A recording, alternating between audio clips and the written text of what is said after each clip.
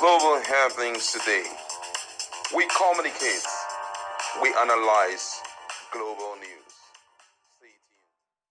Hello guys, welcome back. The presidency have reacted to NLC demands on him as it has to do with the increment in the pump price. Don't forget that as of yesterday, NNPC had adjusted the pump price per liter of fuel to 855, though most people are buying 895 across its filling station. Now, in reaction, the NLC had said that the move by the NNPC was traumatic and nightmarish. That was what they said. I'm going to read what they said actually, and also the 7 demands they have placed before the presidency. And this was exactly what the NLC chairman said. He said, "We are filled with deep sense of betrayal as the federal government clandestinely increased the pump price of PMS. One of the reasons for accepting 70,000 naira as national minimum wage was the understanding that the pump price of PMS would not be increased, even as we knew that 70,000 naira was not sufficient.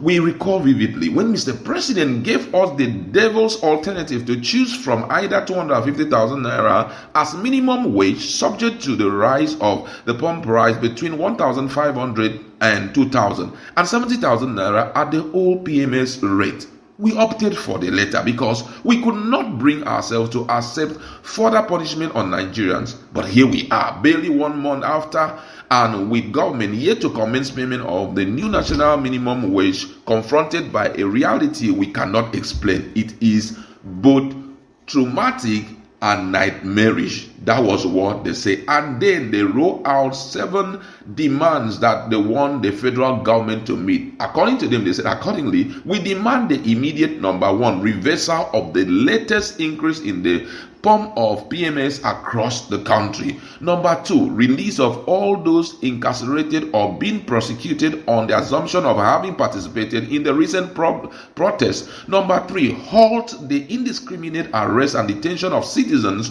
on trumped-up charges. Number 4, reversal of 250% tariff hike in electricity. Number 5, stop the hijack of the duties of the Ministry of Labor and Employment. Number 6, end to policies that endanger hunger and insecurity. 7, halt to government's culture of terror, fear, and lying. What a demand. But hear what the presidency have to say in that regard. The presidency, via one of its spokesperson, has said at no time did President Bola Ahmed Tinubu promise the Nigerian Labour Congress that it would not increase the price of fuel. I'll take that again. He said the presidency had at no time did President Bola Ahmed Tinubu promise the Nigerian Labour Congress and the Trade Union Congress that his administration would not increase the pump price of fuel. The senior special assistant to the president on print media, Abdulaziz, said this on Tuesday in reaction to the organized labor outcry that workers have been betrayed. And this was the exact word he used, and I quote. In response, he said he accused Ajero and Labour of playing dirty politics and deceiving Nigerians. He stated that the 2 meetings Tinubu had with Labour had no discussion concerning fuel price increase in exchange for minimum wage. According to him, he says, "I sat through the 2 meetings President Bola Ahmed Tinubu had with the labor leaders on minimum wage. At neither of the meeting was an offer made in exchange for fuel price hike. Ajero is once again playing his dirty politics with the emotions of Nigerians." That was the common reply they gave, that there was no time such was said.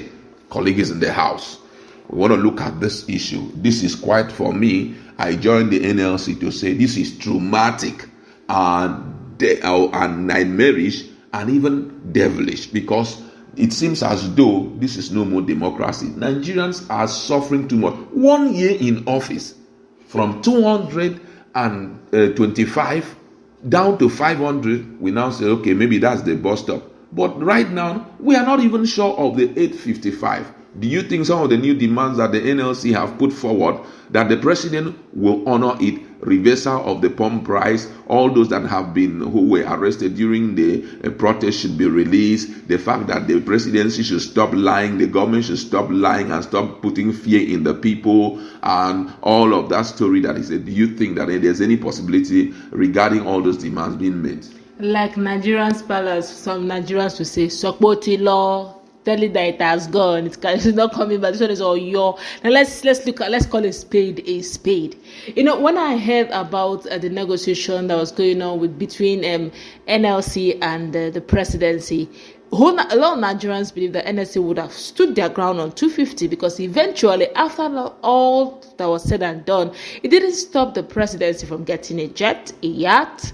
It didn't stop the deputies of CBN and their governors from getting brand new SUVs worth over 10 billion. It didn't stop jumbo packages of our legislatures. It didn't also stop the 300% increment for our judiciary. All of those people are part of Nigeria. Nigerians are part of Nigeria, and they should actually lay or understand and also give sacrifices. But no, sacrifices were not done in those sectors. But Nigerians and Nigerians living in Nigeria should sacrifice, because they should understand sacrifice.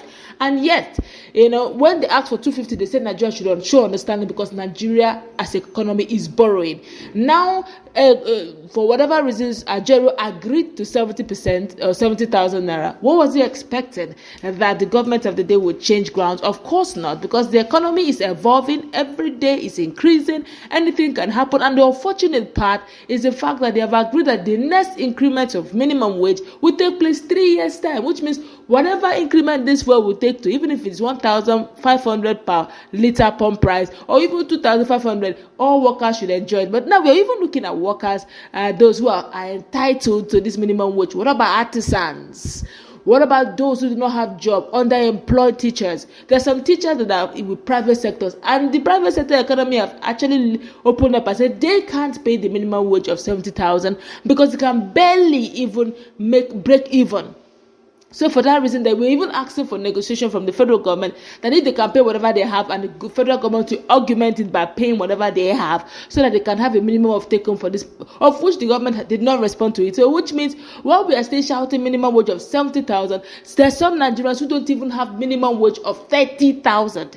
Those who are not employed, all of that. Now the subsidy removal would have been the best for all Nigerians to enjoy, but of course it didn't come because for whatever reasons, from the very beginning we had subsidy is gone.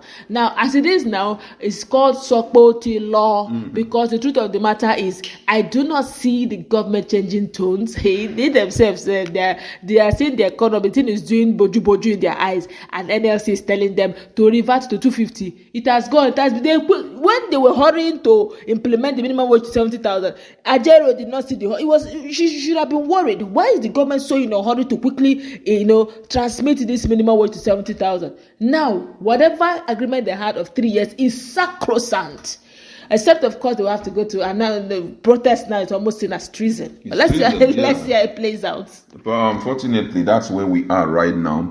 Protest is treason, which means if you step on the street, we'll pick you guys up. You guys must pay for our lavish lifestyle. That's what is put in front of us. And I must say, at this point that we have found ourselves, everybody should just strive to survive. I think community life should be more encouraged. The federal government should also push in money. Since they're not ready to change their position, they feel it is all right.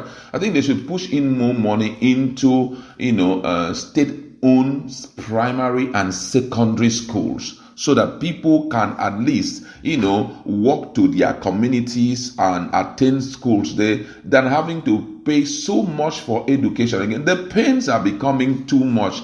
Hope seems to be dashed. Everything seems to go down the drain with what is going on in the country right now. Well, but however, we are hopeful that God will still keep us. That's a prayer of, in quote, a poor man. God still there. So let's still believe that God will help us at one point. And by the time we come out from this administration, we'll be able to give chronicle of shege that we have tolerated. That's what we'd like to leave in. Let's meet our conversation.